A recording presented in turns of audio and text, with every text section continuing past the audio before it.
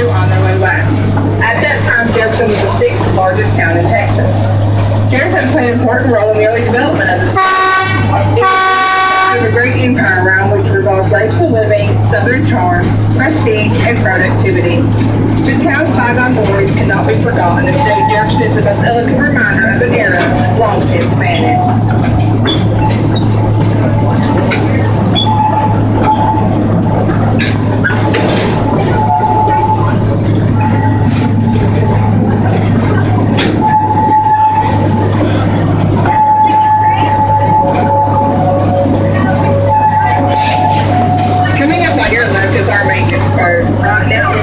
Because we haven't mowed it.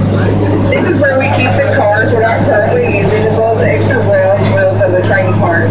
And if you can see through all the weeds, there's the green and red clothes coach. That's the coach that we pulled during Christmas because it's heated.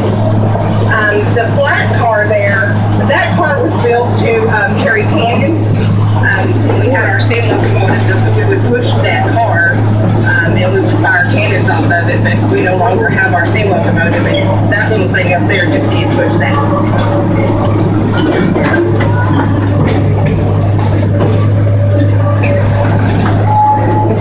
As we come up in this corner across the river, you're going to be able to see the only remaining Confederate powder storage building from the early 1860s. The other two are dismounted for salvage material. These buildings were used to store explosives during the Civil War. Steamboats were made to bring explosive cargoes into the port of Jefferson.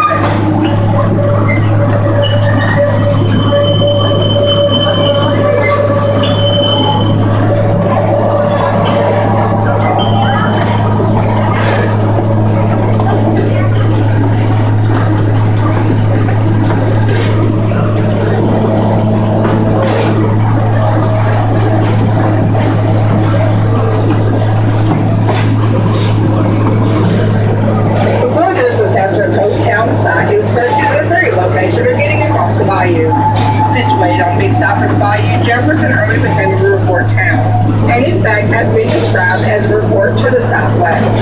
The steamboats navigated through the bayou and Caddo Lake into the Red River and onto the Mississippi.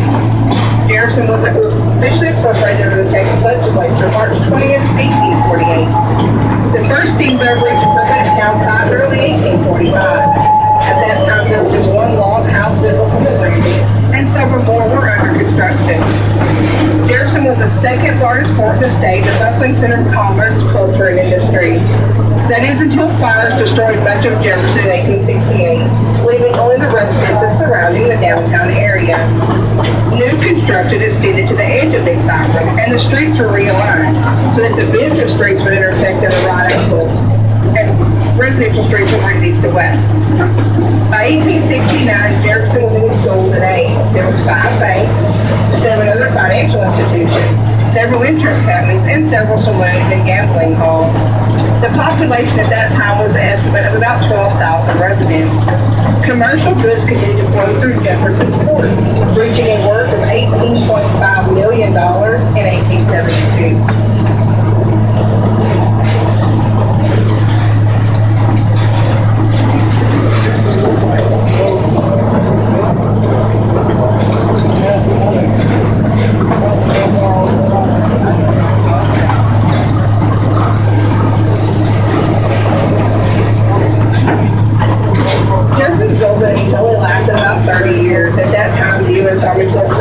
Dynamited the 170-mile-long natural log dam on the Red River.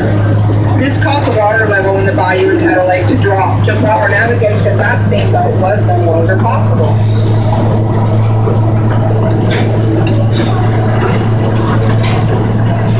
Although Jefferson lost its role as a regional important commercial center, it continued on as a small urban center and county seat.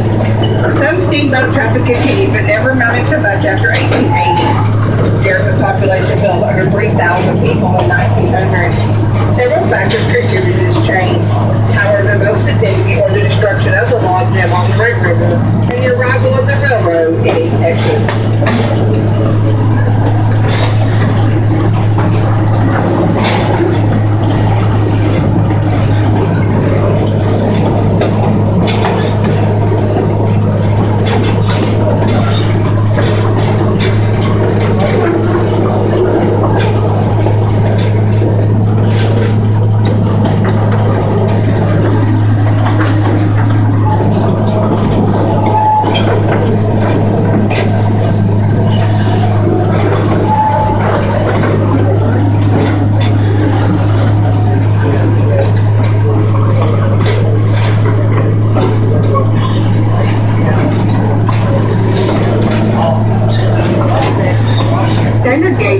It's 4 feet, 8.5 inches below the rail. The tractor riding on now is narrow gauge, with motor built for all our tractors only 3 feet across. Narrow gauge tractors popular in the early days of railroading, especially in the timber and mountain industry, for its ability to pull extra sharp curves.